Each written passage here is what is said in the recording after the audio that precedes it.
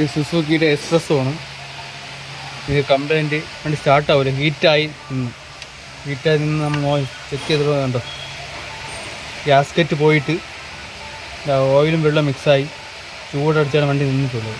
നമുക്ക് പൊളിച്ച് നോക്കണത് അകത്ത് എൻ്റെ കണ്ടീഷൻ എങ്ങനെയാണെന്ന് പൊളിക്കണം. ഹെഡ് പൊളിച്ച് നോക്കിയതിന് ശേഷം പിസ്റ്റിന് കംപ്ലൈൻറ്റ് ഉണ്ടെങ്കിൽ മാത്രം എഞ്ചിൻ പണിയായിട്ട് ചെയ്താൽ മതിയാവും.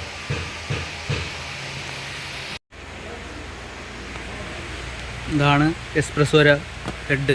ഇത് ഹെഡ് ഗ്യാസ്കറ്റ് നമ്മൾ ഇളക്കിയെടുത്തിരിക്കുന്നു. ഗ്യാസ്കറ്റ് കണ്ടിട്ട് വേറെ കുഴപ്പമുണ്ടായി തോന്നുന്നില്ല. ഇനി ഹെഡ് ഹെഡ് പിളവുണ്ടോ ബ്ലോക്ക് പിളവുണ്ടോ നമ്മൾ നോക്കണം. നോക്കിയതിന് ശേഷം വേണം ബാക്കി കണ്ടുപിടിച്ച് നോക്കാൻ.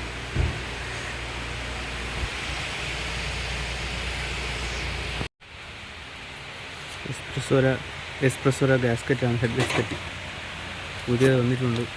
പിന്നെ ഹെഡ് ബോർ ചെയ്ത് ഹെഡ് ഫേസ് ചെയ്ത് കൊണ്ടുവന്നിട്ടുണ്ട്. ലേറ്റ് ചെയ്ത് നമ്മൾ കയറ്റി നോക്കാം.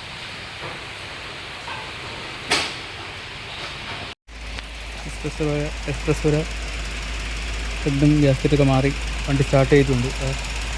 സ്റ്റാർട്ടിങ്ങാണ്. ചെയ്യാൻ കട്ട് ഓഫ് ആവണം നോക്കണം.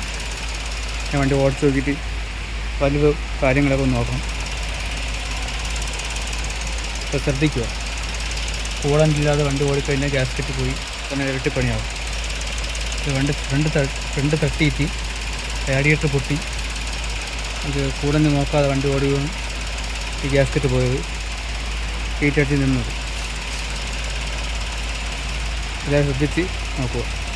ആഴ്ചയിൽ 2 പ്രാവശ്യമെങ്കിലും കൂടൻ്റ് ഓയിൽ ലെവലെല്ലാം നോക്കണം.